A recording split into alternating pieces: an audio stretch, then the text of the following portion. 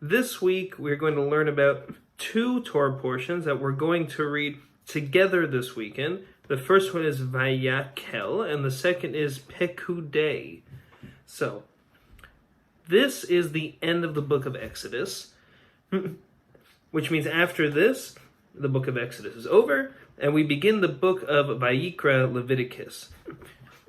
I would split the book of Exodus into two parts. The first is the story of the actual Exodus, the Israelites leaving Egypt, God taking the Israelites out of Egypt. And the second part is all about the building of the Mishkan. When the Israelites left Egypt, they were brought to Mount Sinai, they were given the Torah, and there they made a golden calf. They were punished for that golden calf, and then perhaps in response, God gives Moses directions for building this Mishkan. The Mishkan is a tabernacle, a portable dwelling place for God that's made of gold, of silver, of copper, of all kinds of fine materials like blue linen, purple linen, skins. It's a pretty intricate kind of tent-like structure which God is meant to dwell in. For the last couple Torah portions, Moses has been receiving instructions on how to build the Mishkan. So starting in this Torah portion, Vayakhel, and then also in Pekudei, the Mishkan is actually built, and happy ending, God dwells in the Mishkan at the end of the book of Exodus. So we'll begin in the beginning of the Torah portion, and we're going to first be instructed on the laws of Shabbat. It starts with Vayakhel Moshe et kol adat b'nei Yisrael vayomer alehem ele hadavarim asher tzivah Hashem la'asot otam. These are the words that God commanded to do. What is it? You'd think it would be build the Mishkan, but it starts with Sheshet Yamim ta'aseh melacha uvayom hashvi'i yeh lachem kodesh Shabbat Shabbaton laHashem. It starts with 6 days, you shall do melacha, translated as work. And on the 7th day, it should be for you a holy Sabbath to God. Kol ha'oseh bo melacha yumat. All those who do melacha, work on that day, shall be put to death. Obviously, that's a little harsh. But the point is that we don't do melacha on that 7th day. We should definitely start by talking about that word, melacha, because it's only used in relation to 3 things in the entire Torah. The first is Shabbat. On Shabbat, we're not allowed to do melacha. The first time it was used in the whole Torah portion is in Ma'aseh Bereshit. That's the creation of the world. It says that on the 7th day, God ceased doing all the melacha of creation. God's creating the world was melacha, was in that category of work. And then finally, the last time we see the word melacha, the third time, the only other thing that melacha is used in connection to is building this Mishkan. It says toward the end of Pekudei, I'm looking here at chapter 39, verse 43, it says, Vayar Moshe et kol ha-melacha, v'hine asu ota ka'asher tzivah Hashem ken asu v'yivarech ota Moshe. It says, and Moses saw all of the melacha, all of the work that the Israelites did to build the Mishkan. So 3 things. And so all of the prohibited things that from Shabbat, the things we're not allowed to do, because the word melacha is used only in relation to the Mishkan, and of course, the creation of the world, we don't create the world, but we've created a Mishkan. And any work that was used to create the Mishkan, to do the melacha of the Mishkan, becomes the melacha that we can't do on Shabbat. For instance, in the Mishkan, writing was used in order to distinguish which posts go into which sockets in the walls of the Mishkan. So, on Shabbat, we don't write. Another example is animals, were killed for the use of the Mishkan, for sacrifices. And so on Shabbat, we don't kill animals for the purpose of eating them. Another one is less gruesome. The Mishkan was covered in a tent, and so on Shabbat we also don't make tents. That's how it works. Any malacha, any work that was done for the creation of the Mishkan, becomes the work that we're not allowed to do on Shabbat. So that's how it starts. And then Vayakhel continues with God selecting particular people who are going to lead the labor. It's very intricate. To actually build the Mishkan, you need somebody who knows how to smelt and shape gold and copper and silver. You need somebody who's an expert in sewing fine fabrics and tanning skins, in carpentry, in taking wood and making posts. It's very difficult to build a Mishkan. And so God, in chapter 35, verse 30, chooses Bezalel and Oholiab to be the two craftsmen who are going to oversee all of the labor of the Mishkan. That is to say, the creation of the Mishkan. And so in Vayakhel, we actually build it. Moses had a vision from God about what this should look like. He shared this vision with Bezalel and Oholiab, and then they, in turn, shared it with the Israelites and, kind of led the labor there.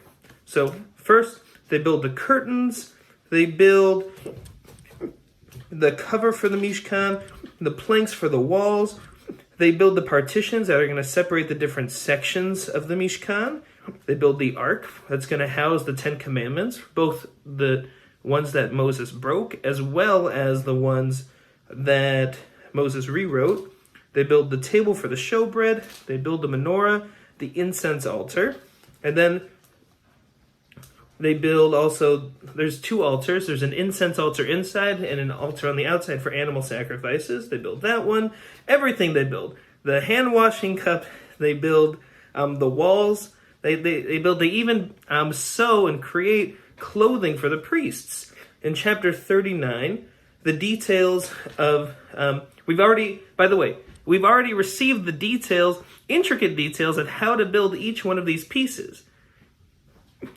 Now, we kind of repeat it again, and we're seeing them actually being put together. So, for instance, we've already learned about Aaron's clothing and what they look like, and then finally, here in chapter 39, they're sewn together in perfect detail to what we saw earlier in the book of Exodus. Now, in chapter 39, verse 43, where I had mentioned earlier, the Israelites bring all of the materials to Moses, and they kind of leave it there. They don't build it. They bring Moses all the raw materials, not raw, the processed materials, like the posts. They bring Moses the tent that's actually going to go, the layers of the tent that's going to go on top of the Mishkan.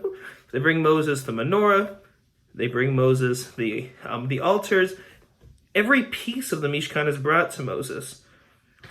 It says in verse 42 and 43, like everything that Hashem commanded Moses, so the children of Israel performed all the labor.